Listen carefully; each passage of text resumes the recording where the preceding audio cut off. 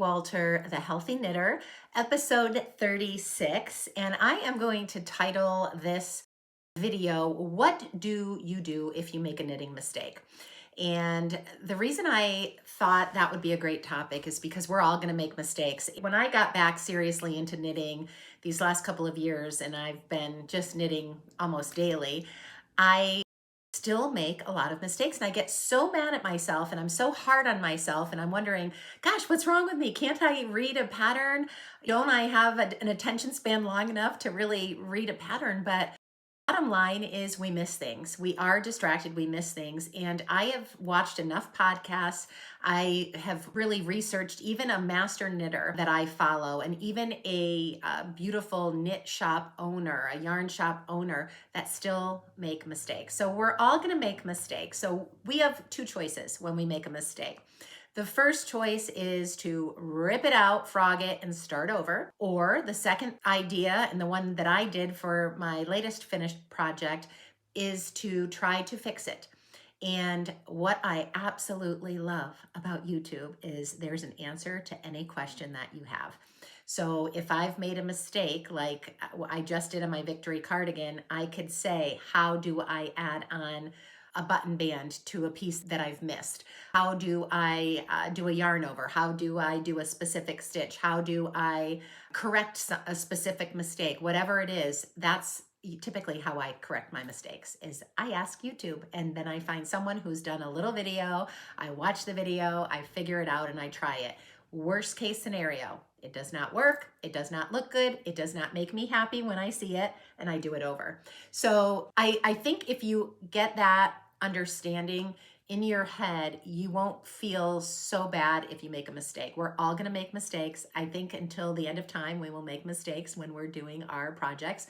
And just knowing that everything is figure outable really does help me. So let me show you what I'm talking about. Thank you for tuning in if you are a returning viewer. And if you are new and just finding me, welcome to my station. I am a health and wellness coach that loves to knit. And I found knitting many years ago. It found me actually with a coworker.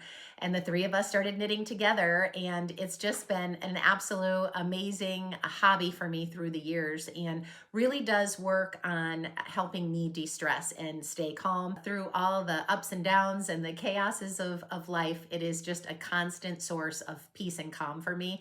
And next episode, I'm going to be talking about, can knitting truly help with anxiety, depression, and all of that? And I think you're going to know the answer, but that's what we're going to talk about next time.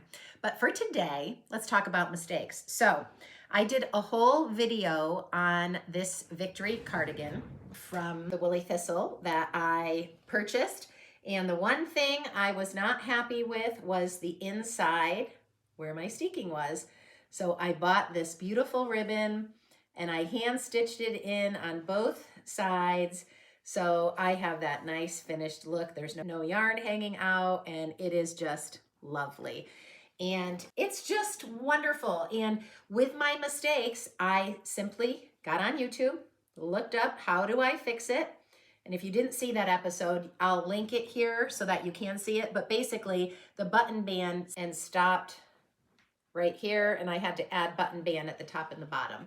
And I had to correct my buttonholes that I didn't like the way that they looked. And I got it figured out and I didn't have to redo the whole entire button band. It still took time. It's not like it didn't take time, but I figured it out, I fixed it, and the end result is a product I'm proud of. I am so excited to wear it. I've worn it twice already, once without even the ribbon being in it, and now I have this finished project I'm happy with. So everything is fixable and everything is figure outable. All right, so that was my first finished project. I know I've talked about it before, but now it's completely finished because it's been blocked. I added the ribbon and I really love the way that it looks. All right, so next finished project, I've got my notes in front of me here, is a pair of vanilla socks. So these are, again, the Crazy Sock Ladies pattern.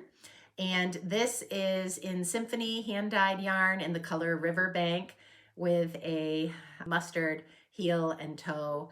I just love this. I love this pattern. I love that I've figured out the sizing and I know that it's going to work. So these are I don't even know. I'm definitely well ahead of one pair a month because let's see, today starts April and I've probably at least done 4 pairs so far this year.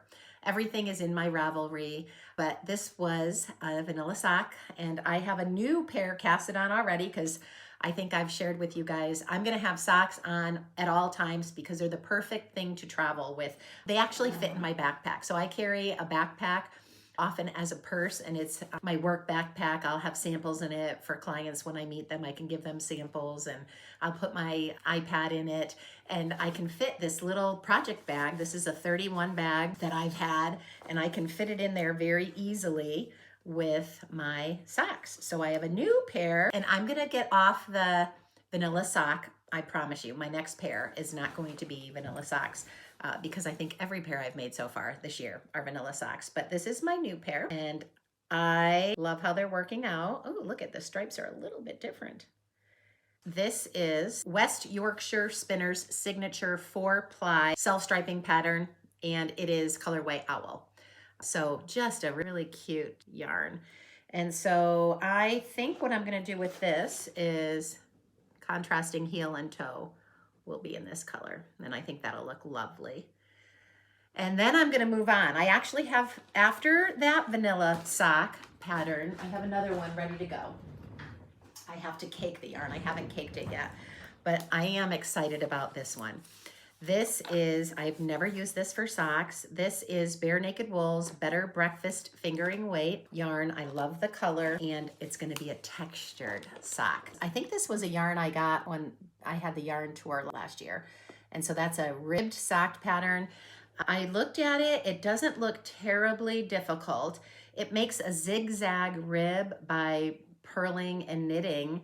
Everything, every row is a little bit different. So I'm gonna have to pay attention with these. So I might have to always have a vanilla sock on needles at all times as well. But this is gonna be fun and I'm really excited to make a textured sock. So I'll keep you posted on that one. And I did have another whip that I started, but I've run into a roadblock.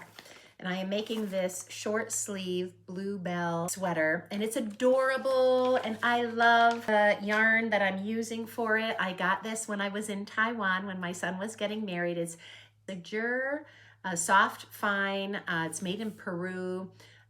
Its color, it has a number, color 3. But you can see it's like a same kind of a mustard color and I really love it. And I cast it on and I've gotten a few rows in and I'm stuck in my directions. It's just not making sense to me, but that'll be wonderful. And I have 2 other colors to make this in. So if this goes well, I'll be making 3 of these actually, 1 for me and 2 for gifts. I've got to have someone else look at the pattern with me because it just, I read it and it doesn't make sense. I stop and I try to figure it out before I make a mistake and then have to tear back. So I'm on row 3 and I'm stuck. So we'll keep you updated on that. Hopefully next time I'm here, you'll see some growth on that one. I'm also waiting for yarn. This is kind of a sad story. This is my last and final go-to vest. I've shared this with you before. I love the pink one I made first. I'm giving away the cranberry colored one I've worn, I love. And now I'm making it one last time in this beautiful taupe color. And I ran out of yarn at the collar. So I ordered one last skein. I could have taken it out. This one I made a little longer. Could have taken it out, but I just decided to buy another skein because I think I'm gonna just doing 1 crochet row around the sleeve. I think I'm going to add possibly a couple to see what that might do to the vest.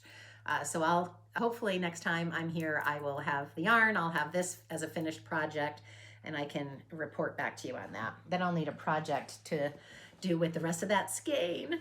But I am excited to do some scrappy things. I have so much scrappy yarn left over from socks and from different projects that that is all my sock scrappy yarn. I could have some fun with that. And I have thicker yarns downstairs. This weekend I was planning on putting all my yarn down to the basement and condensing it all, and I never got around to that project, but hopefully I will do that This week, I did a little bit of sewing, and I don't have anything to show you. I'm still working on the PJ pants and the shorts, but I made some mistakes with that. I do like to share with you my mistakes, because not only can you laugh at me, but hopefully it'll make you feel better about making mistakes yourself. But I was sewing up the shorts without my dear friend Bonnie, who's helping me, and I got to the crotch part of the shorts. Instead of sewing down the crotch part of the inside of the legs and then bringing it together and putting both pieces together to do the crotch, I didn't do that. And so I had to tear it out. It was just a mess. And I probably should have showed you before and after pictures of that, but I did not. But I figured it out, and now I'm to the point where all the shorts just need the buttons, or the button band, and they need the drawstrings. And then I'm gonna sew up the pants this week, and then hopefully one more lesson with Bonnie, and I'll figure that out. I need to, gotta figure out the button, how to do the buttonholes on my machine. So I need a little bit more help with that. So I just want to look at my notes and see if there's anything else I am missing. Oh, we had a wonderful knit along on Saturday, and it's just so much fun. There was 4 of us on, and are going to do our next one on Saturday the 19th from 10:30 to 12:30. So April 1st today already, unbelievable. So we will do our next knit. I'm getting a phone call right while I am trying to look at my notes on my phone. On 10:30 to 12:30. And I think that's it with projects. That is it. So that's it. I just want to encourage you, if you make a mistake in your projects, just go to YouTube. Someone else has made the same mistakes, and someone else has done a video to help you recover from that mistake, to fix it out, to figure it out. Don't be discouraged. Don't tear it out before researching what you can do to fix it. Sometimes you do need to frog it, and I've had to do a lot of frogging on. I did a whole pair of socks. I had to frog an entire whole pair of socks that just didn't have the right size needle. My gauge was too big, and they fell off my feet, and it was awful. And that was very hard to do, because that was a lot of time. You know, you put a few weeks into a pair of socks. I do anyway, because I'm usually not just working on one project. So sometimes you have to completely frog it, because you want to really like and be proud of the end result. But sometimes you can just do a little bit of minor surgery, figure it out, and still be very proud of your project. So thank you for tuning in today. I hope you have a fabulous rest of your day, and I'll be back next week with hopefully another finished project, and at least a little more progress on my whips. I would love to hear what you're doing, and I would love any communication with you. If you could subscribe on this video, hit like, comment to me, let me know what you're working on. I would love that. Thank you so much for tuning in. Have a fabulous day.